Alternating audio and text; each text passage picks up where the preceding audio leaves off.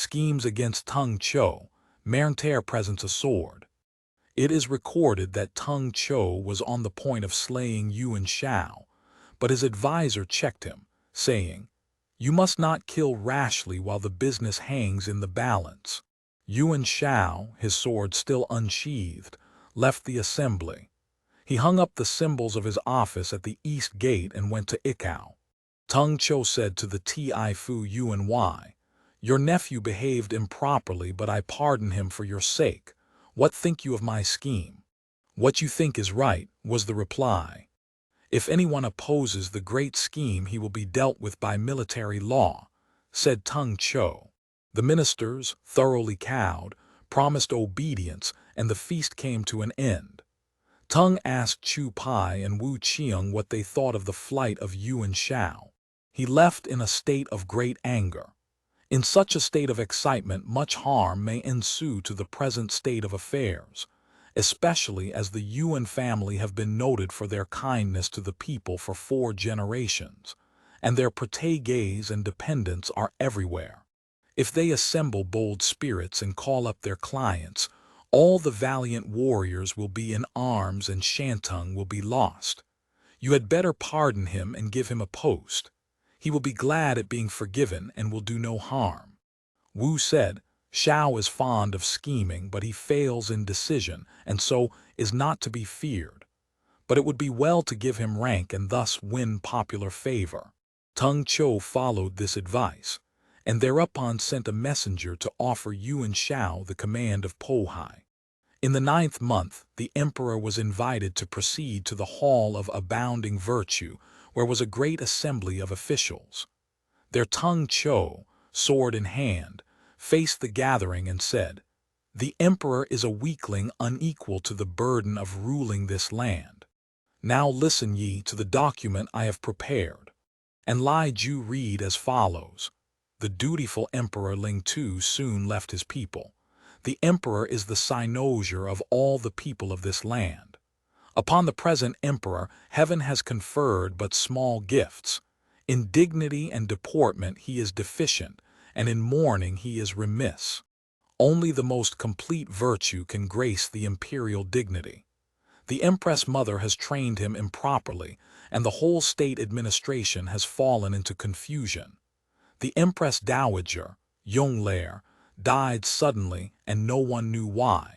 The doctrine of the 3 bonds and the continuity of celestial and terrestrial interdependence have both been injured. But H.C., Prince of Chʻên-Liu, is sage and virtuous beside being of handsome exterior. He conforms to all the rules of propriety, his mourning is sincere, his speech is always correct. Eulogies of him fill the empire. He is well fitted for the great duty of consolidating the rule of Han. Now therefore the emperor is deposed and created Prince Hung Nung, and the Empress Dowager retires from the administration. I pray the prince to accept the throne in conformity with the decrees of heaven, the desires of men, and the fulfillment of the hopes of mankind." This having been read, Tung Chou bade the attendants lead the emperor down from the throne, remove his seal, and cause him to kneel facing the north, styling himself minister and requesting commands. Moreover, he bade the Empress Dowager strip off her dress of ceremony and await the imperial command. Both victims of this oppression wept, and every minister present was deeply affected. One put his discontent into words, crying, "The false Tung Chou is the author of this insult, which I will risk my life to wipe away." And with this, he rushed at Tung Chou, threatening him with his ivory baton of office. It was the President Ting Quan, and he was removed and summarily put to death. While he lived, he ceased not to rail at the oppressor, nor was he frightened at death. The rebel Tung conceived the foul design to thrust the king aside and wrong his line.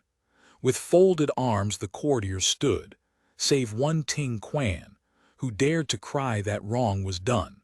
Then the emperor-designate went to the upper part of the hall to receive congratulations. After this, the late emperor, his mother, and the lady-in-waiting Tiang were removed to the palace of perpetual calm. The entrance gates were locked against all comers. It was pitiful. There was the young emperor, after reigning less than half a year, deposed and another put in his place. The new emperor was Hc, the second son of the late emperor, and the name under which he reigned is Hcên. He was 9 years of age, and the reign style was changed to Chuping, or the inauguration of tranquility. As chief minister, Tung Chou was arrogant beyond all reason. When he bowed before the throne, he did not declare his name. In going to court, he did not hasten. Booted and armed, he entered the reception halls. Never had such a thing been seen before. Li Ju impressed upon him constantly to employ men of reputation, so that he should gain public esteem. So when they told him Ch'ai-Young was a man of talent, he was summoned. But he would not go. Chou sent a message to him that if he did not come, he and his whole clan should be exterminated. Then Ch'ai gave in and appeared. Chou was very gracious to him and promoted him thrice in a month. He became a Shicheng and seemed to be on most friendly terms with the tyrant. Meanwhile, the deposed ruler, his mother and the Lady Tiang were immured in the palace and found their daily supplies gradually diminishing. The deposed emperor wept incessantly. One day, a pair of swallows gliding to and fro moved him to verse. Spring, and the green of the tender grass, flushes with joy as the swallows pass. The wayfarers pause by the rippling stream, and their eyes with new-born gladness gleam. With lingering gaze the roofs I see of the palace that one time sheltered me. The messenger, sent by Tung Chou from time to the palace for news of the prisoners, got hold of this poem and showed it to his master. So he shows his resentment by writing poems. A fair excuse to put them all out of the way, said Tung. Li Ju was sent with 10 men into the palace to consummate the foul deed. The 3 were in one of the upper rooms when he arrived. The emperor shuddered when the maid announced the visitor's name. Presently Li entered and offered a cup of poisoned wine to the emperor. The emperor asked what this meant. Spring is the season of blending and harmonious interchange, and the minister sends a cup of the wine of longevity, said he. If it be the wine of longevity, you may share it too. Pledge me first, said the empress. Then Li became brutally frank. You will not drink, cried he. He called the men with daggers and cords, and bade her look at them. The cup or these, said he. Then said the Lady Tiang, let the handmaiden drink in place of her lord. Spare the mother and her son, I pray. And who may you be to die for a prince, said Li. Then he presented the cup to the empress once more, and bade her drink. She railed against her brother, the feckless Ho Chin, the author of all this trouble. She would not drink. Next Li approached the emperor. Let me say farewell to my mother, begged he, and he did so in these lines. The heaven and earth are changed, alas. The sun and the moon leave their courses. I, once the center of all eyes, am driven to the farthest confines. Oppressed by an arrogant minister, my life nears its end. Everything fails me, and vain are my falling tears. The Lady Tiang sang. Heaven is to be rent asunder, Mother Earth to fall away. I, handmaid of an emperor, would grieve if I followed him not. We have come to the parting of ways, the quick and the dead walk not together. Alas, I am left alone with the grief in my heart. When they had sung these lines, they fell weeping into each other's arms. The minister is awaiting my report, said Li, and you delay too long. Think you that there is any hope of succor? The empress broke into another fit of railing. The rebel forces us to death, mother and son, and heaven has abandoned us. But you, the tool of his crime, will assuredly perish.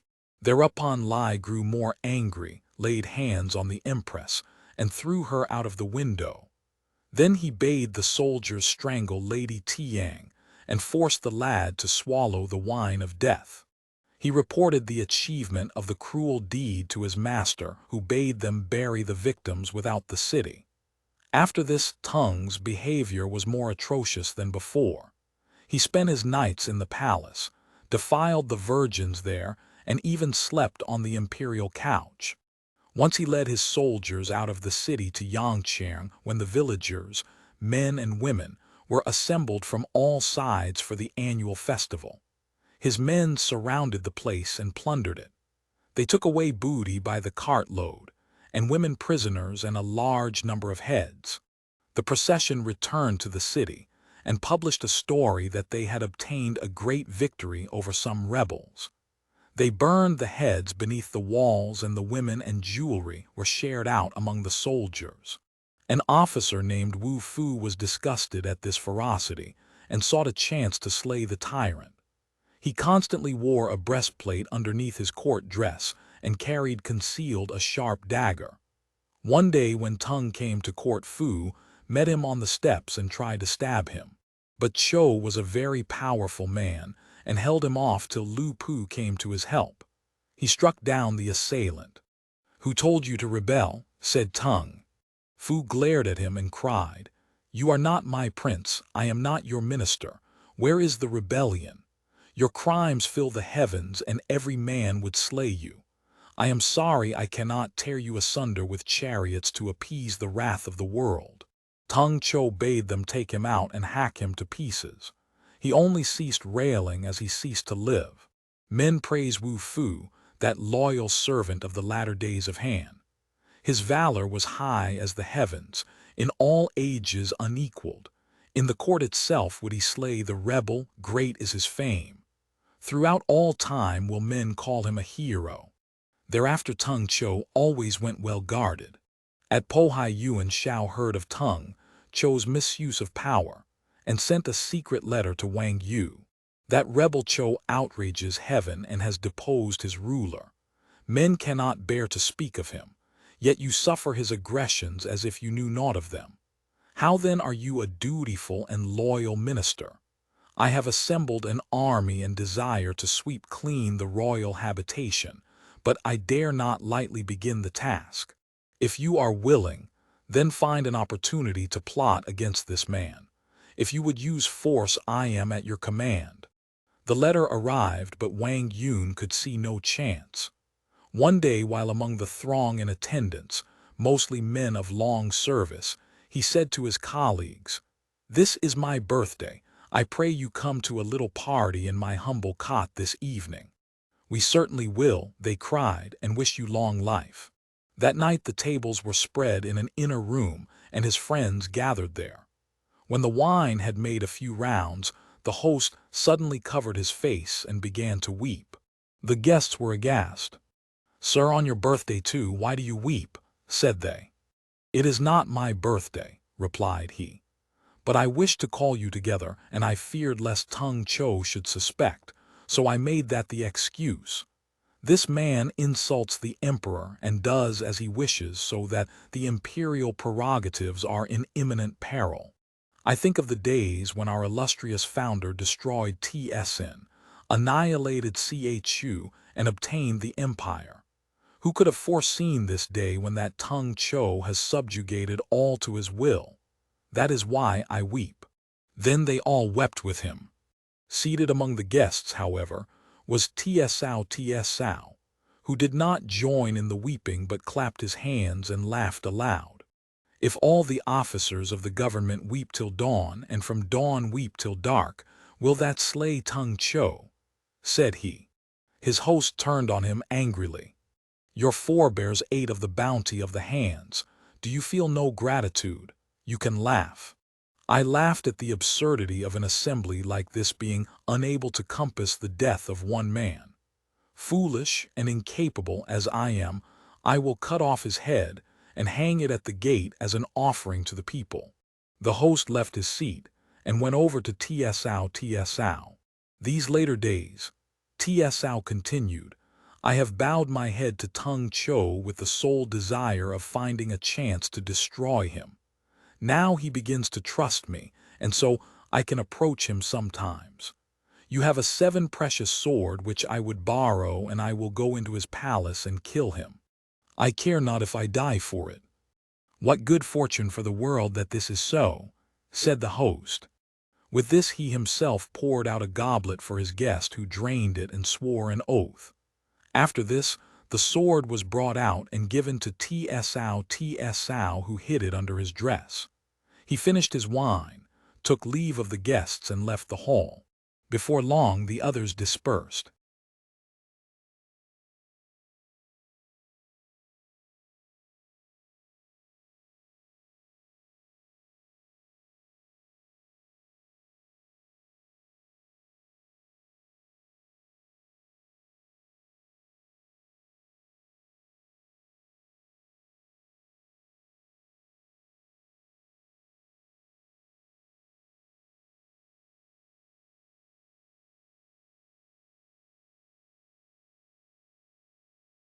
Soon after Tsao, with this short sword girded on, came to the palace of the minister. "Where is the minister?" asked he. "In the small guest room," replied the attendants. So Tsao went in and found his host seated on a couch. Lu Pu was at his side. "Why so late, Mernter?" said Tung Cho. "My horse is out of condition and slow," replied Tsao. Cho turned to his henchman. "Some good horses have come in from the west. You go and pick out a good one as a present for him." And Lu Pu left. "He is doomed," thought Tsao. He ought to have struck then, but Tsao knew Cho was very powerful and he was afraid. He wanted to make sure of his blow. Now Tung Cho's corpulence was such that he could not remain long sitting, so he rolled over and lay face inwards. "Now is the time," thought the assassin, and he gripped the good sword firmly. But just as he was going to strike, his victim happened to look up, and in a mirror he saw the reflection of Tsao behind him with a sword in his hand. "What are you doing, Mernter?" said he, turning suddenly. And at that moment Lu Pu came along leading a horse. Tsao in a flurry dropped on his knees and said, "I have a choice sword here which I wish to present to your benevolence." Tung Cho took it. It was a fine blade, over a foot in length, inlaid with the 7 precious signs and very keen, a fine sword in very truth. He handed the weapon to Lu Pu while Tsao took off the sheath, which he also gave to Lu Pu.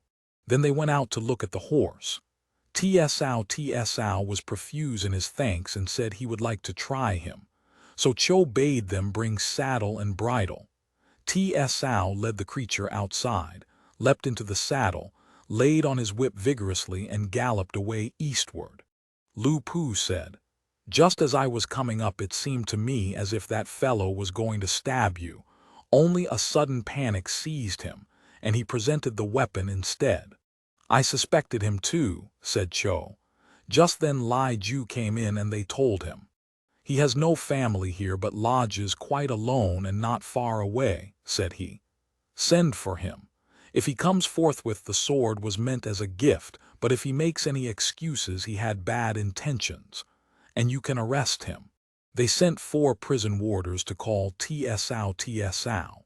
They were absent a long time, and then came back saying Tsao had not returned to his lodging, but had ridden in hot haste out of the eastern gate. To the gate warden's questions, he had replied that he was on a special message for the minister. He had gone off at full speed. His conscience pricked him, and so he fled. "There is no doubt that he meant assassination," said Lai Ju. "And I trusted him so well," said Tung Cho in a rage. "There must be a conspiracy afoot. When we catch him we shall know all about it," said Lai Ju. Letters and pictures of the fugitive were sent everywhere with orders to catch him. A large reward in money was offered, and a patent of nobility, while those who sheltered him would be held to share his guilt. Tsao traveled in hot haste toward Chʻên-Liu. On the road at Chengmu he was recognized by the guards at the gate and made prisoner. They took him to the magistrate.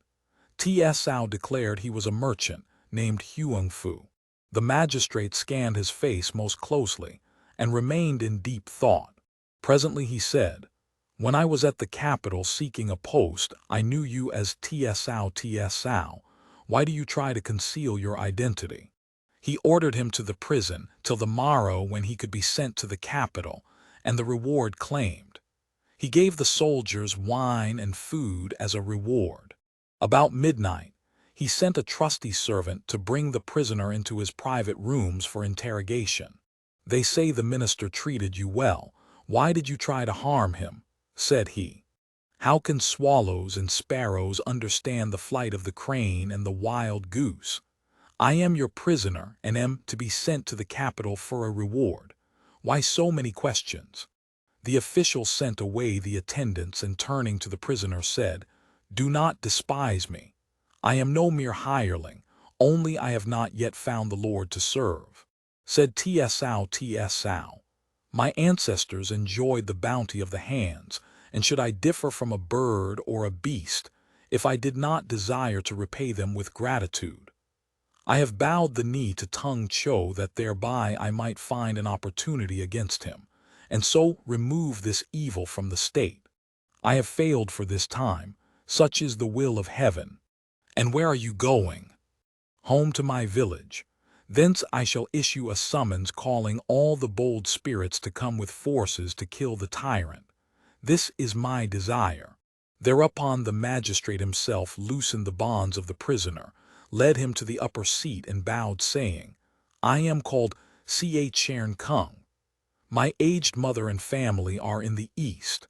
I am deeply affected by your loyalty and uprightness, and I will abandon my office and follow you. Tsao was delighted with this turn of affairs. The magistrate at once collected some money for the expenses of their journey and gave his prisoner a different dress. Then each took a sword and rode away toward the home of Tsao. 3 days later at eventide they reached Chʻên-Liu. Tsao pointed with his whip to a hamlet deep in the woods and said, There lives my uncle, Luo Guanzhong, a sworn brother of my father. Suppose we go and ask news of my family and seek shelter for the night. Excellent, said his companion, and they rode over, dismounted at the farm gate and entered. Their host said, I hear the government has sent stringent orders on all sides to arrest you.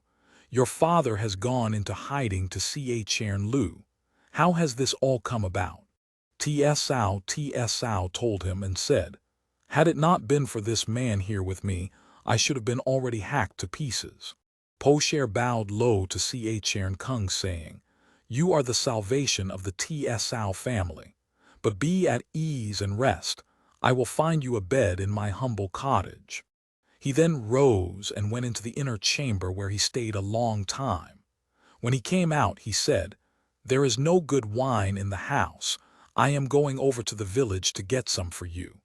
And he hastily mounted his donkey and rode away. The two travelers sat a long time. Suddenly they heard at the back of the house the sound of sharpening a knife. Tsao said, He is not my real uncle. I am beginning to doubt the meaning of his going off. Let us listen. So they silently stepped out into a straw hut at the back. Presently someone said, Bind before killing, eh? As I thought, said Tsao, now unless we strike first we shall be taken. Suddenly they dashed in, sword in hand, and slew the whole household, male and female, in all 8 persons. After this they searched the house. In the kitchen they found a pig bound ready to kill. You have made a huge mistake, said Chʻên-Liu, and we have slain honest folk. They at once mounted and rode away. Soon they met their host coming home, and over the saddle in front of him they saw 2 vessels of wine. In his hands he carried fruit and vegetables. Why are you going, sirs? He called to them. Accused people dare not linger, said Tsao. But I have bidden them kill a pig. Why do you refuse my poor hospitality? I pray you ride back with me. Tsao paid no heed. Urging his horse forward, he suddenly drew his sword and rode after Lu. Who is that coming along? Lu turned and looked back, and Tsao at the same instant cut him down. His companion was frightened. "You were wrong enough before," cried he. "What now is this?" When he got home and saw his family killed, think you he would bear it patiently? If he had raised an alarm and followed us, we should have been killed. To kill deliberately is very wrong, said Chʻên-Liu. "I would rather betray the world than let the world betray me," was the reply. Chʻên-Liu only thought. They rode on some distance by moonlight and presently knocked up an inn for shelter. Having first fed their horses, Tsao was soon asleep, but his companion lay thinking. "I took him for a true man and left all to follow him, but he is cruel as a wolf. If I spare him he will do more harm," thought Chʻên, and he rose intending to kill his companion. In his heart lie cruelty and venom. He is no true man. In naught doth he differ from his enemy Tung Chou. The further fortunes of Tsao will be told in later chapters.